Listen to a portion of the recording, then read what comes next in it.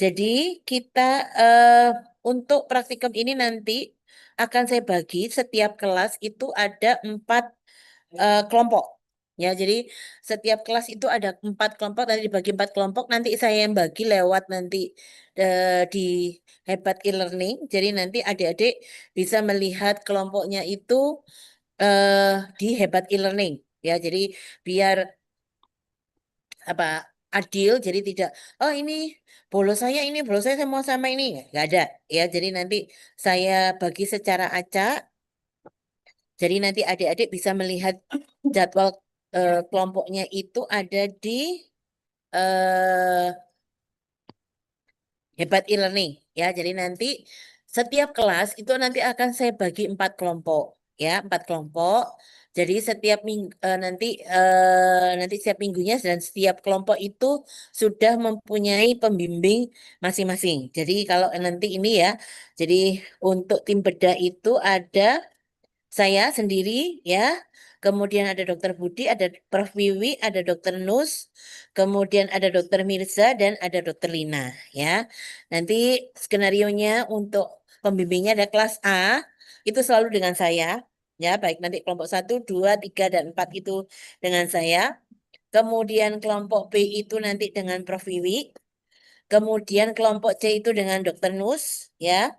Kemudian kelas D itu nanti dengan Dokter Lina, kelas E nanti dengan Dokter Budi Setiawan, dan kelas F itu dengan Dokter Mirza ya.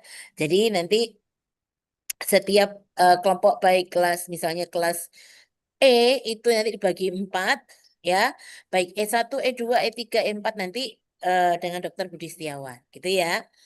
Nah, ini adalah beberapa topiknya. Jadi nanti hari ini sudah saya jalankan pendahuluan ya. Kemudian di minggu kedua, pertemuan kedua itu nanti ada hands-on pengenalan alat.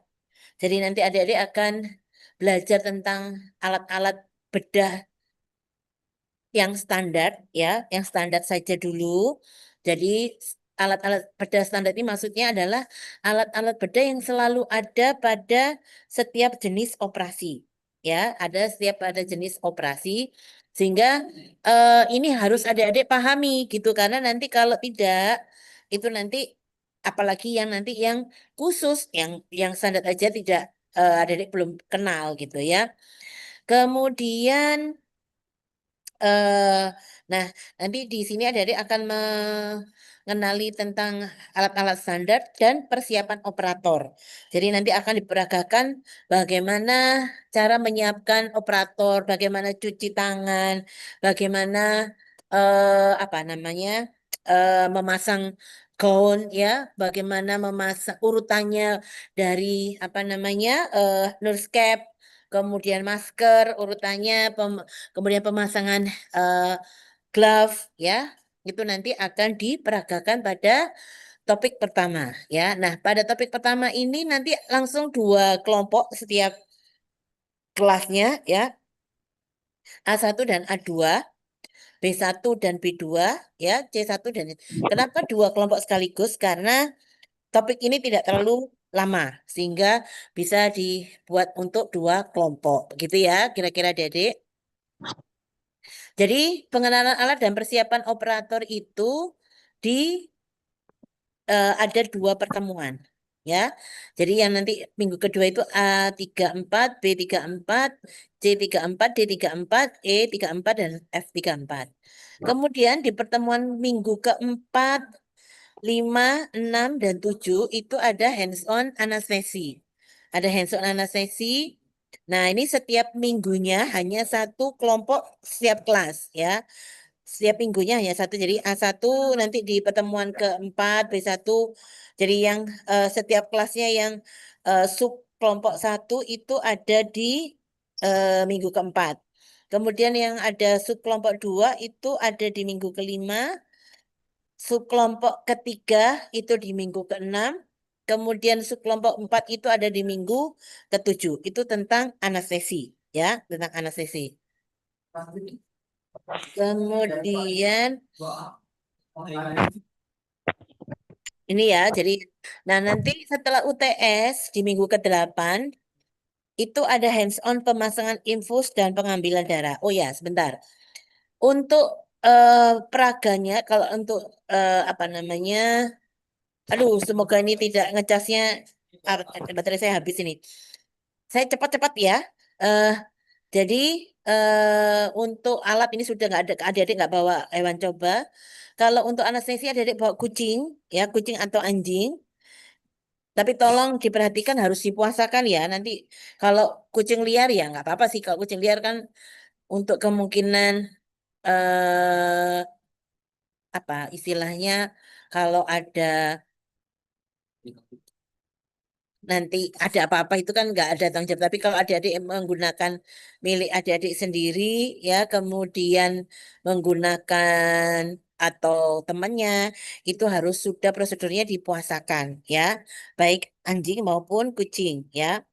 Kemudian eh, untuk pemasangan infus dan pengambilan darah itu nanti bahan-bahannya nanti kita pakai semacam kayak boneka, tapi boneka yang kita apa istilahnya eh modifikasi ya sehingga jadi tidak menggunakan hewan hidup ya karena nanti takutnya dicoblos-coblos kasihan ya. Jadi nanti ada kayak boneka yang sudah kita modifikasi untuk membantu adik-adik dalam pemahaman tentang pemasangan infus dan pengambilan darah. Ada letaknya ada di mana begitu ya. Nanti nanti bisa adik-adik belajar. Kemudian untuk ini juga hanya dua karena maksudnya untuk apa namanya? Untuk pemasangan infus dan pengambilan darah itu dua kali pertemuan ya dan satu kali pertemuan itu dua subkelompok masing-masing kelas ya. Jadi selesai dalam dua kali pertemuan. Kemudian nanti dilanjut dengan hands-on pemasangan infus dan sorry teknik dan macam jahitan ya. Tentang teknik dan macam jahitan ini ada 4 kali pertemuan ya. Setiap kelasnya satu kelompok. Dan nanti ini ada heating pad yang sudah kita sediakan, jadi adik-adik pun tidak perlu membawa hewan coba.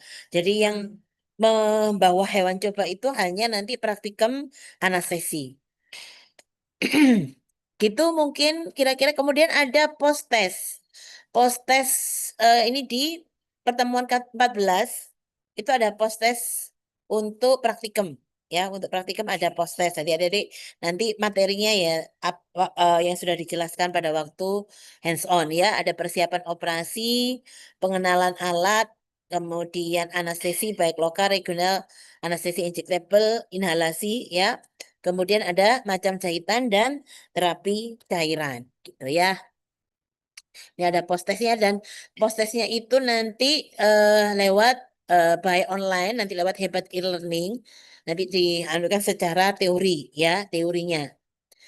Oke, mungkin itu yang bisa saya sampaikan. Nanti setiap nanti pada waktu pelaksanaan praktikum adik-adik harus ada presensi ya.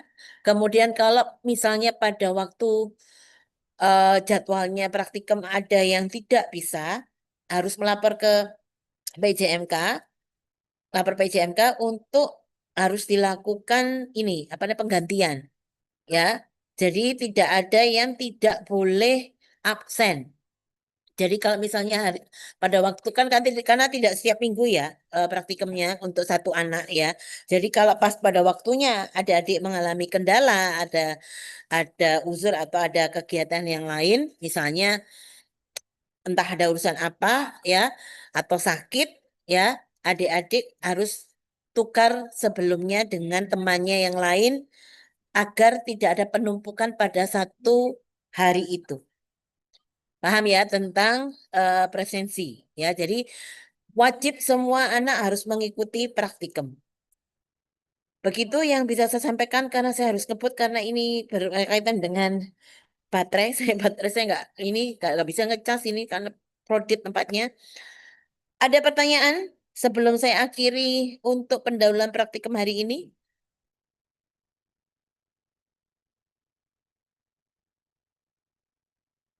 Belum ada, dokter. Sudah cukup jelas? Sudah.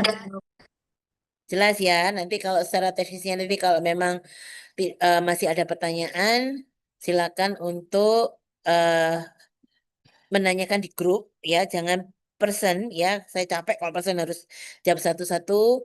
Jadi kita buat ada untuk grup komping itu bisa kalau ada apapun pertanyaan, ada kendala dalam pelaksanaan praktikum maupun kuliah, adik-adik bisa melalui kompingnya untuk ditanyakan melalui grup. Mungkin begitu yang bisa saya sampaikan. Saya rasa cukup untuk pertemuan hari ini. Terima kasih atas perhatiannya.